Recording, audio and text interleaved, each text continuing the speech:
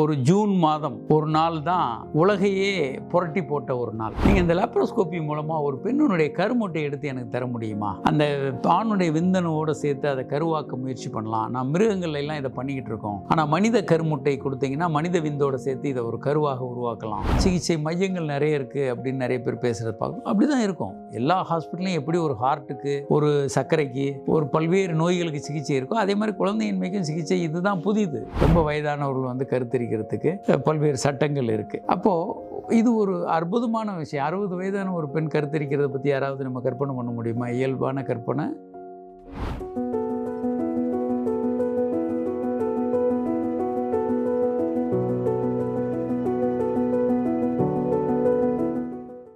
வணக்கம்.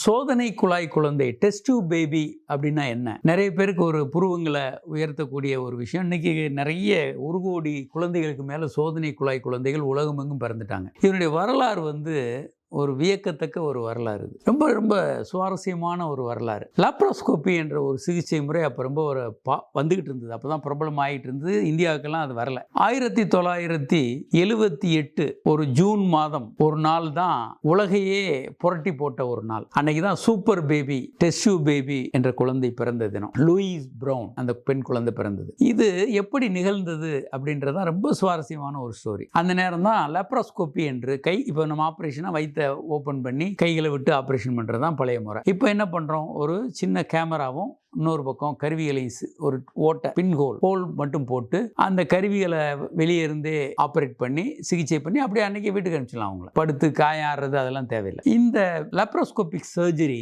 அப்போ ரொம்ப இங்கிலாந்துல இருந்தது. இதை பற்றிய ஒரு கிளாஸ் வந்து ஸ்டெப்டோ என்ற கைனகாலஜிஸ்ட் டாக்டர் ஒரு கருத்தரங்கம் அங்கே நடத்திட்டு இருக்காரு. எல்லா டாக்டர்களுக்கும் அவர் இனி எதிர்காலத்துல தான் வரப்போகுதுன்னாரு. இன்னைக்கு அதான் வந்திருக்கு. அது உண்மைதான். அன்னைக்கு ரொபாட்டிக் சர்ஜரின்னு அடுத்த லெவலுக்கு போயிட்டோம். அன்னைக்கு சொன்னார் எதிர்காலம் தான். அப்போ எல்லாரும் அதை ரொம்ப ஆச்சரியமா பார்த்துக்கிட்டு இருக்காங்க. 70களில் ஒருத்தர் ஒரு மூலையில் ஓரமாக ஒருத்தர் இருக்கார். அவர் மருத்துவர் இல்லை, ஆனால் அவர் ஒரு ஆராய்ச்சியாளர். அவர்களுடைய முன்னோர்கள்லாம் வந்து நோபல் பிரைஸ் கூட வாங்கியிருக்காங்க. அந்த வழியில் வந்த இவர் ஒரு ஃபிசியாலஜிஸ்ட். எட்வர்டு வந்து ஒரு ஓரமாக நின்று பார்க்குறாரு. இந்த லெக்சர்லாம் முடிஞ்சு டாக்டர்லாம் டிஸ்கஸ் பண்ணி எல்லாரும் போன பிறகு அவர் அந்த கைனகாலஜி ஸ்டெப்டோ டாக்டர்கிட்ட வந்து, சார், நீங்கள் இந்த லேப்ரோஸ்கோபி மூலமாக ஒரு பெண்ணுடைய கருமுட்டை எடுத்து எனக்கு தர முடியுமா? அந்த ஆணுடைய விந்தணுவோடு சேர்த்து அதை கருவாக்க முயற்சி பண்ணலாம். நான் மிருகங்கள் எல்லாம் இதை பண்ணிக்கிட்டு இருக்கோம். ஆனால் மனித கருமுட்டை கொடுத்தீங்கன்னா மனித விந்தோட சேர்த்து இதை ஒரு கருவாக உருவாக்கலாம் அப்படின்னோடனே அவங்க 2 பேரும் பேசி, சரி இதை நம்ம பண்ணி பார்க்கலாம் அப்படின்னு பண்ணுறாங்க. அப்போது 2 கருக்குழாயும் இல்லாத பெண்ணுக்கு தான் கருத்தரிக்க வாய்ப்பு இல்லை. கணவன் நல்லா இருந்தால் கூட அந்த பெண்ணுக்கு கருத்தரிக்க வாய்ப்பு இல்லை. 2 கருக்குழாய் வழியாக தான் விந்தும் கருமுட்டையும் வந்து மீட் பண்ணணும். இடையில பிளாக் இருக்கு. அப்போ அந்த பெண்ணுக்கு வந்து பண்ணலான்னு பண்றாங்க. சக்சஸ் ஆகுது. அப்போ வந்து அவங்க ஏன் சோதனை குழாய் குழந்தைன்னா அப்பெல்லாம் வந்து டியூப் வச்சிருப்பாங்க. டெஸ்ட் டியூப் லேப்ல யூஸ் பண்றோம் இல்லையா? அந்த டியூப்ல தான் கருமுட்டையை போட்டு விந்து தயார் பண்ணி ஆணுடைய விந்தை நல்லா ப்ரிப்பேர் பண்ணி அதை உள்ள போட்டு விட்டுருவாங்க. அப்புறம் அதை பார்க்கணும், வளர்ந்துருச்சான்னு கொட்டி மைக்ரோஸ்கோப்ல வந்து பார்க்கணும். இது ரொம்ப தேடணும் எல்லாத்தையும். அந்த டெஸ்ட் டியூப் யூஸ் பண்ணதுனால அதை டெஸ்ட் டியூப் பேபி அப்படின்னு சொல்றோம் எல்லாரும். முதல்ல பண்றாங்க. அந்த பெண்ணுக்கு அதை கர்ப்பப்பையில வைக்கிறாங்க. அந்த கருவை கருத்தரிக்கிறாங்க அந்த பெண். ஆனா என்னன்னா அது வந்து கருக்குழாயில போய் கருத்தரிச்சிருது. அடைத்த கருக்குழாயில போய் இது போய் கரு நின்று அந்த சக்சஸ் ஆகல. திரும்ப கொஞ்ச நாள் கழிச்சு அதே பெண்ணுக்கு 2வது முறை பண்றாங்க. பண்ணி கணவருடைய விந்தணு நல்லா இருக்கு, அதை வாங்கி ப்ரிப்பேர் பண்ணிட்டு லேப்ரோஸ்கோபி மூலமாக அந்த பெண்ணுக்கு நிறைய கருமுட்டைகளை உற்பத்தி பண்றாங்க. இன்ஜெக்ஷன்ஸ் போட்டு அந்த இன்ஜெக்ஷனை போட்டு கருமுட்டைகள் நிறைய உற்பத்தி பண்ணி லேப்ரோஸ்கோபி மூலமாக அந்த கருமுட்டைகளை ஸ்டெப்டோ எடுத்து கொடுக்குறாரு. எட்வர்ட் லேப்ல விந்தணுக்களையும் கருமுட்டையும் ஒன்னா சேர்த்து கருவாக்கி அந்த கருவை வந்து கர்ப்பப்பையில வைக்கிறாங்க. அந்த டியூப் மூலமா IUI மாதிரி அது கர்ப்பப்பையில நல்ல டியூப் மூலமா வைக்கிறாங்க. 2வது தடவை கருத்தரிக்கிறாங்க அந்த பெண். அன்னைக்கு டெலிவரி ஆகுது. அன்னைக்கு தான் உலகமெங்கும் பத்திரிகைகளை தான் தலைப்பு செய்தி. மனிதன் கடவுளா மாறுறானா? நிறைய சூப்பர் பேபி ஒவ்வொரு பத்திரிகையும் அதனுடைய தலைப்பு போட்டு நிறைய பரபரப்படையுது உலகமே. பல்வேறு மதம் எல்லாம் இதுக்கு இது தவறு சரின்ற மாதிரி சர்ச்சைகள் எல்லாம் போயிட்டு இருக்கு உலகமெங்கும். ஆனா இந்த விஞ்ஞான கண்டுபிடிப்புகள் கடன்னு மற்ற நாடுகளில் பிக்கப் ஆகி எல்லாரும் இது டெக்னாலஜி எல்லாருக்கும் தெரிஞ்சிருச்சு. கடன்னு நிறைய நாடுகளில் பண்ண ஆரம்பிக்கிறாங்க.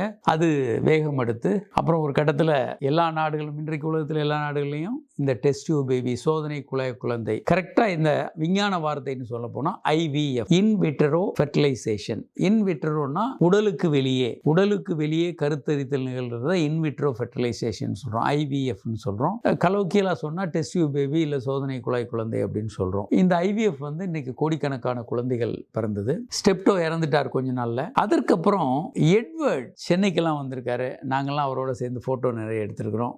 லெக்சர்ஸ் நிறைய உலகம் முழுவதும் அவர் கொடுத்துக்கிட்டு இருந்தாரு. ஆனா 78ல் நடந்த இந்த ஆய்வுகளுக்கு அவர் வயதான பிறகு 2010ல் அவர் ஒரு உடல்நல குறைவால் ஹாஸ்பிட்டல் அட்மிட் ஆன பிறகு, ரொம்ப முதிர்ச்சியான பிறகு 2010ல் அறிவியல் நோபல் பிரைஸ் அவருக்கு கொடுக்கப்பட்டது எட்வர்டுக்கு. இதுக்கு முன்னாலே கொடுத்துருக்கணும். 78, 80களில் கொடுத்துருக்க வேண்டியது கிட்டத்தட்ட 30 வருடங்கள் கழித்து 2010ல் அவருக்கு நோபல் பிரைஸ் கிடைத்தது. இன்றைக்கு கோடிக்கணக்கான குழந்தை இல்லாத மக்கள் இதனால பெரிய அளவுக்கு பயன்படுறாங்க. குழந்தை இல்லா சிகிச்சை மையங்கள் நிறைய இருக்கு அப்படின்னு நிறைய பேர் பேசுறது பார்க்கணும். அப்படிதான் இருக்கும். எல்லா ஹாஸ்பிட்டலையும் எப்படி ஒரு ஹார்ட்டுக்கு, ஒரு சர்க்கரைக்கு, ஒரு பல்வேறு நோய்களுக்கு சிகிச்சை இருக்கோ, அதே மாதிரி குழந்தையின்மைக்கும் சிகிச்சை. இதுதான் புதிது. அதனால புதிய விஷயங்களை எல்லாரும் கொண்டு வரத்தான் செய்வாங்க.